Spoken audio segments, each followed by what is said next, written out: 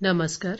ये आकाशवाणी शिमला है। अब आप राजकुमारी चंदेल से कोविड-19 पर विशेष समाचार सुनिए। देश कोविड टीकाकरण अभियान के अंतर्गत 150 करोड़ टीके लगाने की दिशा में निरंतर आगे बढ़ रहा है। कोरोना वायरस का नया वेरिएंट मिलने से चिंताएं बढ़ी हैं। इसे देखते हुए श्रोताओं से हमारी अपील है कि यथाशीघ्र दोनों टीके लगवाएं और अन्य लोगों को भी टीके लगवाने के लिए प्रेरित करें। कृपया 3 सरल उपायों का पालन करें। मास्क लगाएं, 2 गज की सुरक्षित दूरी बनाए रखें, हाथ और चेहरा साफ रखें। कोविड से संबंधित किसी भी जानकारी और मार्गदर्शन के लिए राष्ट्रीय हेल्पलाइन नंबर 011 2397 8046 और 1075 पर संपर्क करें। प्रदेश में आज अभी तक कोरोना संक्रमण के 10 मामले सामने आए हैं, जबकि 99 लोग इस बीमारी से स्वस्थ हुए हैं। प्रदेश में मौजूदा समय में कोरोना के 631 सक्रिय मामले हैं। प्रदेश में अब तक इस महामारी से 3842 लोगों की जान जा चुकी है। मौजूदा समय में कांगड़ा जिला में सबसे अधिक 185 सक्रिय मामले हैं, जबकि शिमला में 103, मंडी में 100, ऊना में 99, हमीरपुर में 60, सोलन में 42, बिलासपुर में 22, चंबा में 10, कुल्लू में 5, सिरमौर में 3 और किन्नौर में 2 नए मामले सामने आए हैं। लाहौल स्पीति में कोरोना का कोई भी सक्रिय मामला नहीं है।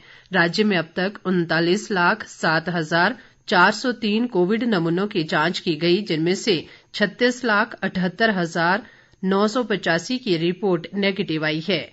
इस बीच राष्ट्रीय कोविड टीकाकरण अभियान के तहत प्रदेश में अब तक 1,12,57,298 कोविड रोधी टीके लगाए जा चुके हैं।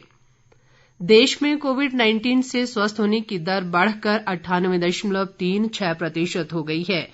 कोरोना संक्रमण से अब तक 3,40,97,388 लोग स्वस्थ हो चुके हैं।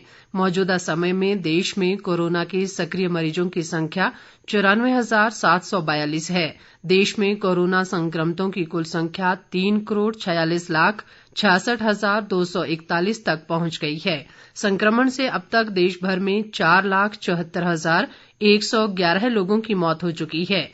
बीते 24 घंटों के दौरान देश में 9,419 नए मामलों की पुष्टि हुई है।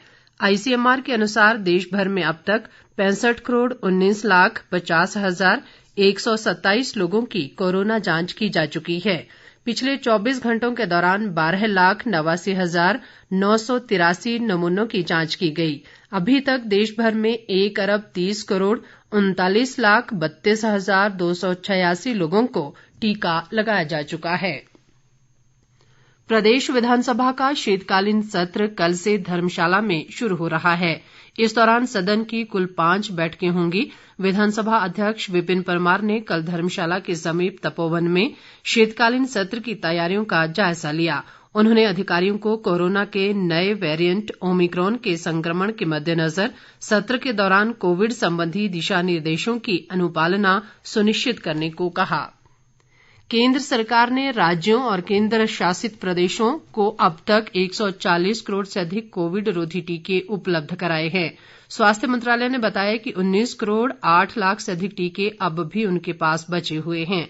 राष्ट्रव्यापी टीकाकरण अभियान के तहत केंद्र सरकार राज्यों और केंद्र शासित प्रदेशों को निःशुल्क टीके उपलब्ध करा रही है।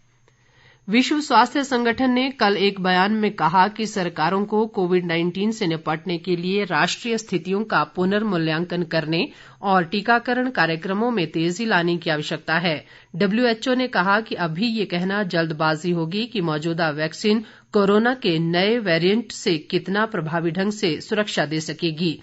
WHO के महानिदेशक ने कहा कि नए वेरिएंट के वैश्विक प्रसार से पता चलता है कि इसका कोविड महामारी पर एक बड़ा प्रभाव हो सकता है। ओमिक्रॉन संक्रमण के अधिक फैलने और बड़ी संख्या में रोगियों के अस्पताल में भर्ती होने से पहले इसे नियंत्रित किया जाना चाहिए।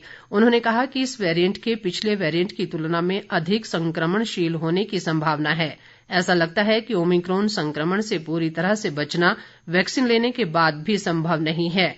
इस पर अधिक शोध की आवश्यकता है। उन्होंने कहा कि इसके लिए सभी देशों को निगरानी, परीक्षण और सीक्वेंसिंग बढ़ानी होगी। इसके साथ ही ये समाचार बुलेटिन समाप्त हुआ। नमस्कार।